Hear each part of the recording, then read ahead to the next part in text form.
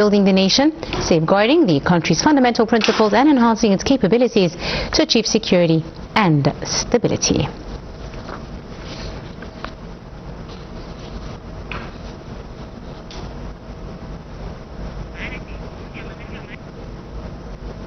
And for more on this, we're now delighted to be joined over the telephone by our guest, Dr. Mohamed Ezaby, our Professor of International Relations. Dr. Mohamed, it's a very good afternoon to you, sir. Good afternoon. Thank you very much, Doctor, for your time. Now, of course, today Egypt commemorates the 30th of June revolution. Of course, a very important time in Egyptian modern history, commemorating, embodying the will of Egyptians and their fight towards social justice and development. How do you see, of course, as we commemorate today the June 30th revolution, sir? First, thank you for having me. Thank you, Doctor. When discussing the achievements of Egypt over the past 13 years, it's important to understand that the 13th of June revolution represented not only a political turning point, but also the beginning of a comprehensive national development strategy. The leadership recognized that sustainable development couldn't be achieved without first rebuilding the country's infrastructure, modernizing states institutions, and restoring confidence in Egypt's economic future.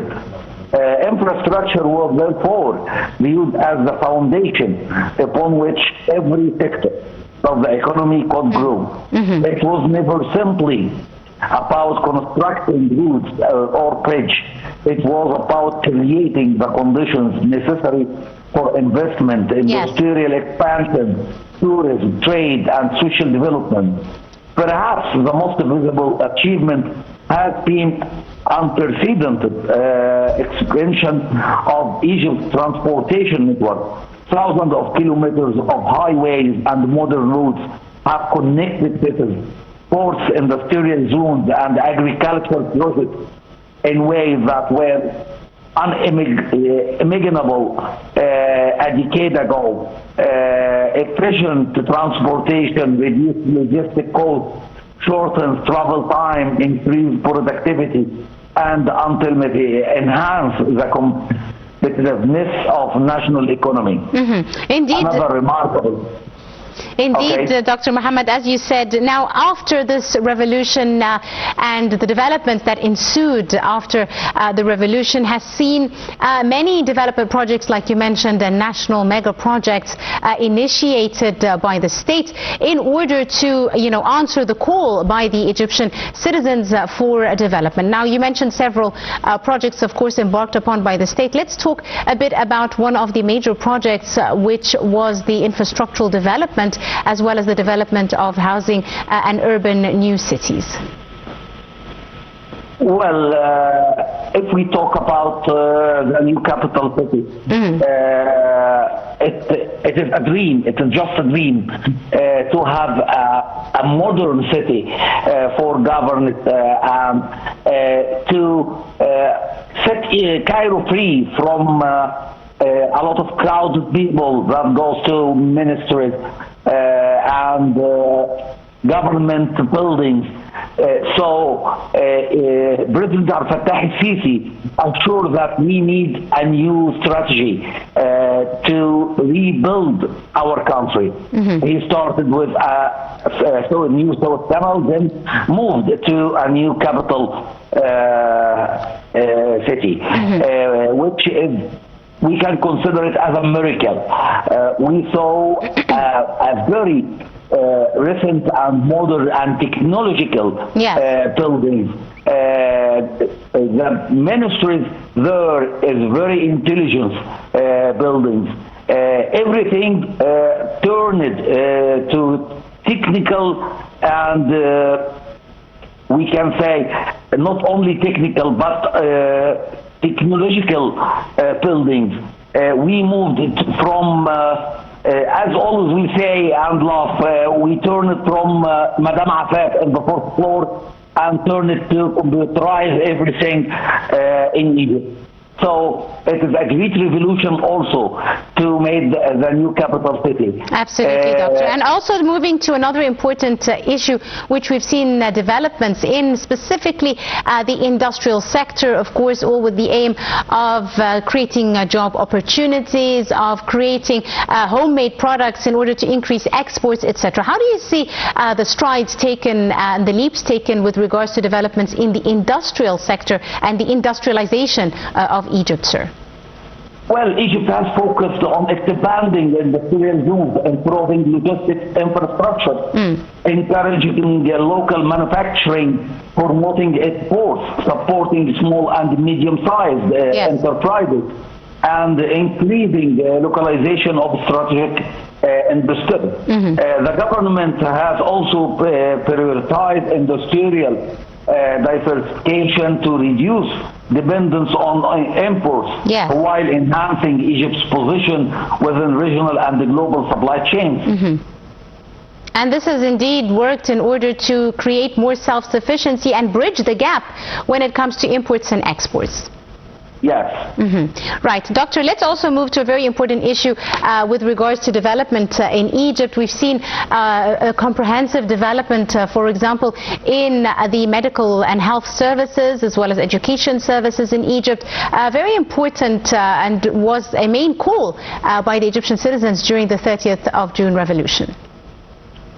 Well, we know that Egypt in the last 30 years depends on import, especially in the field of medical.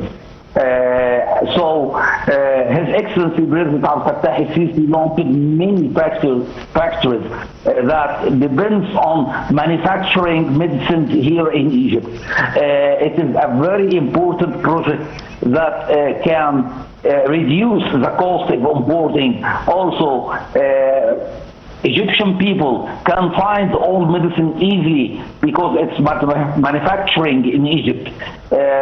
Also, Egypt make a cooperation between the greatest companies for medical industrial and depends on now not only to import the materials from outside, but depends on to have the materials from inside Egypt. Absolutely. So it reduced the cost of manufacturing medicines, and it make all medicines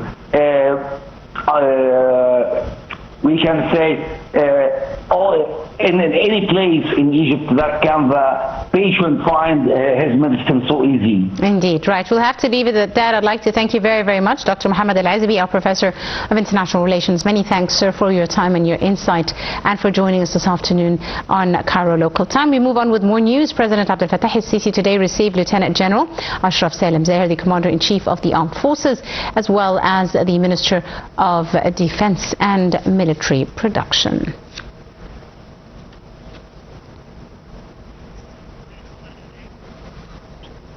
In more news, Councillor Rabi Ahmed Mohamed Labna took the oath of office as head of the Court of Cassation before President Abdel Fattah el-Sisi. Councillor Mahmoud Ibrahim Abu Dahab also took the oath as head of State for Council before the President.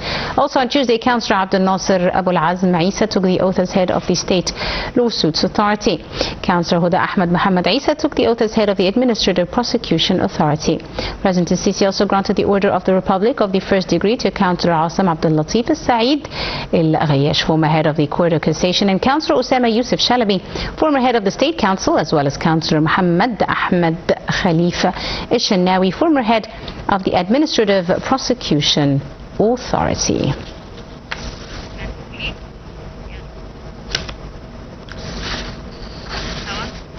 And still with more news, the Prime Minister Mustafa Madbouli congratulated President Abdel Fattah el-Sisi on the occasion of the 30th of June revolution, which describing it as a watershed moment in the nation's history, marking the beginning of a new phase of dedication and work across all sectors of the state to implement the comprehensive national development plan under the President's leadership.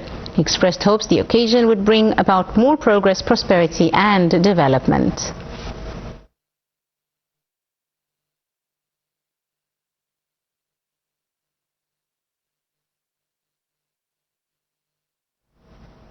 And just 13 years ago, the June 30th, 2013 revolution took place, marking the start of the development revolution. We have more details in this report.